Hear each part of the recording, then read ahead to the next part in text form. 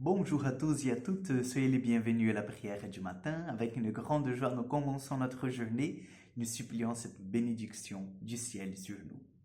Au nom du Père, du Fils et du Saint-Esprit. Amen. Dieu d'amour et de vérité, ce matin nous sommes là devant toi et nous voulons te louer, te bénir, te glorifier pour le don de nos vies. Nous te louons, Seigneur, pour ce temps de carême, pour ce temps de conversion, pour ce temps que tu nous donnes, Seigneur, de méditer sur nos péchés, pour ce temps que tu nous donnes, Seigneur, pour avancer dans la connaissance de toi, Seigneur. Merci. Merci, Dieu, de nous soutenir, d'être avec nous, de nous donner la grâce de vivre avec toi. Merci, mon Dieu. Merci, parce que tu es notre Dieu, tu es notre Seigneur. Je te rends grâce, Seigneur, pour ce moment de prière. Je te rends grâce pour tout ce que tu vas faire en nous à travers, Seigneur, de cette lecture, de cette méditation, de cette prière en communauté. Amen. Chers amis, aujourd'hui nous allons prendre la lecture du livre de l'Exode, le chapitre 32, versets 7 au 14. En ce temps-là, le Seigneur parla à Moïse. « Va, descends car ton peuple s'est corrompu, lui que tu as fait monter du pays d'Égypte. Ils n'auront pas mis longtemps à s'écarter du chemin que je leur avais ordonné de suivre.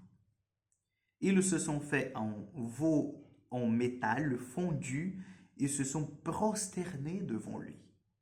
Ils lui ont offert des sacrifices en proclamant « Israël, voici tes dieux qui t'ont fait monter du pays d'Égypte. » Le Seigneur dit encore à Moïse « Je vois que ce peuple est un peuple à la nuque raide.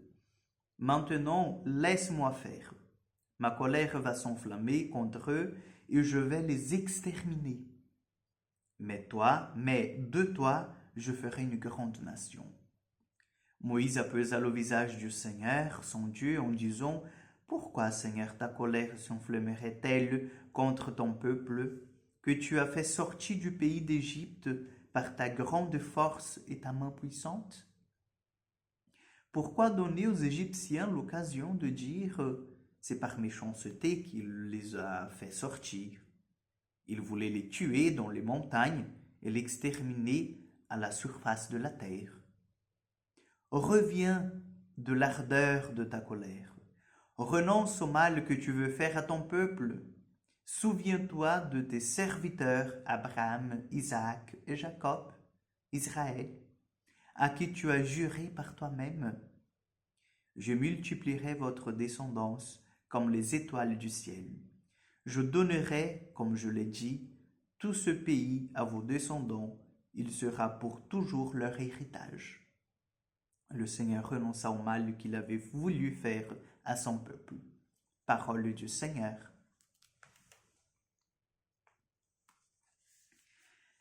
À mon avis, c'est un des plus beaux passages extraits de l'Ancien Testament. C'est cet entretien de Moïse avec le Seigneur. Vous savez pourquoi?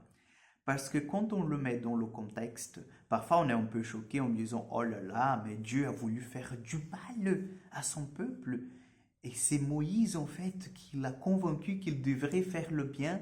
Donc ça veut dire que Moïse, il est plus bon que Dieu lui-même? Non. Je pense qu'il faut mettre dans un contexte et dans un contexte pédagogique. Le Seigneur, il pousse pour savoir jusqu'où Moïse, il est il est un vrai leader de son peuple. Je pense que d'une façon vraiment fine, Dieu il met Moïse à l'épreuve. Parce qu'une chose, c'est d'être un chef, d'autre chose, c'est d'être un leader. Pour le chef, l'important, c'est l'efficacité. Si le groupe, il ne chemine pas selon, en fait, les politiques de l'entreprise, si vous voulez, la charte de l'entreprise, ben, il renvoie ses employés. C'est simple. Un leader, non. Un leader, il accompagne. Un leader, il fait grandir. Un leader, il protège. Vous voyez, chers frères et sœurs? Et Moïse est exposé à cela. Moïse laisse un peu la communauté, il monte au Sinaï pour parler avec le Seigneur, et pendant qu'il est dans cet entretien, pendant qu'il est en prière, le peuple se prostitue en fait avec d'autres idoles. Le peuple lui fait un veau, comme dit le texte, un veau en fait d'or, en disant voilà notre Dieu, voilà nos dieux, c'est eux qui nous ont fait sortir de la terre d'Égypte, et pas ce Dieu que Moïse a dit que voilà, donc non. Et là, Dieu dit, voyez Moïse, regarde ton peuple, regarde ce qu'ils font. Ils ont la nuque raide. C'est pas la peine que tu te fatigues pour eux. Laisse-moi faire. Je vais les détruire. Et de toi, Moïse, tu es juste, tu es saint. De toi, je ferai un nouveau peuple, une nouvelle génération. Et tu vas voir, tout ira bien. Mais c'est là, en fait, que Dieu comprend que Moïse, il a vraiment pris cette mission à cœur.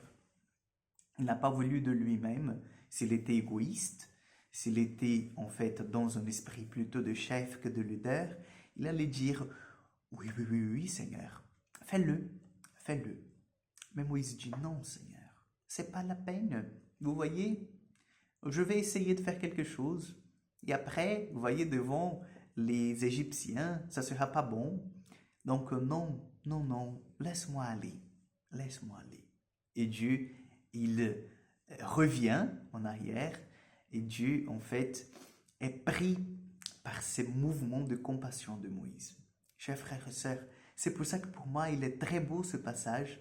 C'est Dieu qui s'entretient avec Moïse, qui le met à l'épreuve et qui découvre en Moïse un vrai chef. Qui découvre en Moïse celui qui emmène le peuple vers la terre promise. Et vous savez très bien, chers frères et sœurs, que la personne de Moïse, d'Abraham aussi, Adam, David, sont en fait les préfigurations du Messie envoyé, du Christ lui-même.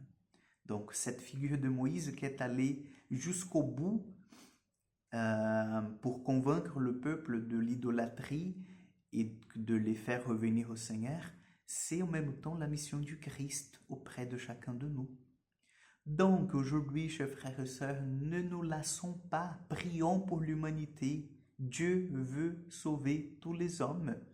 Ne soyons pas en fait dans cette léthargie où nous disons bon, ben de toute façon, j'essaye de faire mon mieux. Alors ceux qui ne sont pas dans le chemin du Seigneur, là, ils se verront, après ils régleront leur compte. Moi, je ne suis pour rien dans cette histoire. N'ayons pas ce genre de pensée. C'est pas bon. Donc, demandons au Seigneur qu'il vienne guérir l'humanité, sauver l'humanité tout entière par son sang précieux qui a été versé. Amen. Le Seigneur soit avec vous. Que Dieu Tout-Puissant vous bénisse et vous garde, le Père, le Fils et le Saint-Esprit. Bonne journée, que Dieu vous bénisse.